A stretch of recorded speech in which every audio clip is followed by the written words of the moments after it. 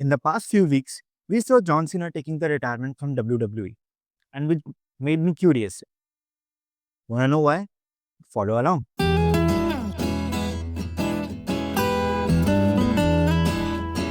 You know, WWE teaches us a very great concept of marketing and strategy.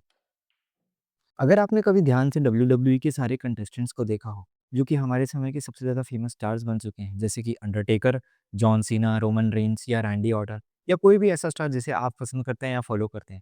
अगर आपने इन्हें ध्यान से कभी देखा होगा, तो आपको ये चीज़ ऑब्ज़र्व होगा कि इनकी सबकी अपनी पर्सनल ब्रांडिंग बन चुकी है। और सिर्फ इतना ही नहीं, ये एक बहुत स्पेशलाइज़ तरीके से अपनी एंट्री करते थे, इनके अलग तरीके के म्यूज़िक होते थे और सिर्फ इतना ही नहीं, मर्चेंडाइज़िंग में भी इन्होंने बहुत ज़्यादा फ़ोकस किया। लेकिन इनका सबसे अच्छा तरीका जो मुझे सबसे ज़्यादा पसंद आया वो ये था कि एक स्टोरी बेसलाइन क्रिएट की जाती थी और अलग-अलग तरीके से रैंडम चैलेंजेस क्रिएट किए जाते थे इस पूरे टूर्नामेंट में और ऑडियंसेस को एंगेज रखने के लिए और उन्हें मज़े दिलाने के लिए ये तरीका अपनाना बहुत ज़रूरी था और शायद इसी के कारण डब्ल्यूडब्ल्यूई एक बहुत ही अच्छा केस स्टडी बनता है मार्केटिंग के लिए। सिर्फ इतना ही नहीं, अगर आप इनके सारे अलग-अलग कंटेस्टेंट्स को देखें अलग तरीके से, तो इन्होंने बहुत सारी मूवीज़ में भी बहुत अच्छे रोल्स निभाए हैं। जैसे कि द रॉक, ड्वेन जॉनसन जो हैं, वो फास्ट एंड फ्यूरियस के हॉब्स एंड शॉ में दिखे हैं और जैसे कि जॉन सीना जो हैं, वो सिस्टर्स करके एक मूवी में दिखे हैं और वैसे बहुत सारे जैसे बटिस्टा हैं, वो भी एक बहुत ही अच्छे एथलीट रहे हैं, जो कि बहुत सारे मूवीज़ में दिखे हैं।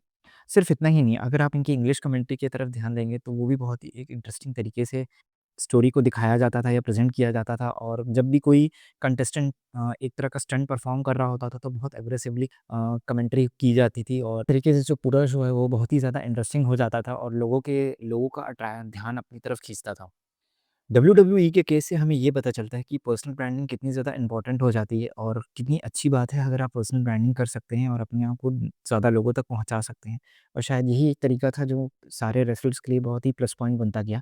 सिर्फ इतना ही नहीं, इंडस्ट्री में अपनी गुडविल मैनेज करना भी एक सबसे इम्पोर्टेंट एस्पेक्ट था और इसी के चलते उन्होंने अपने आप को सक्सेसफुली बहुत सारे प्रोजेक्ट्स में लैंड किया।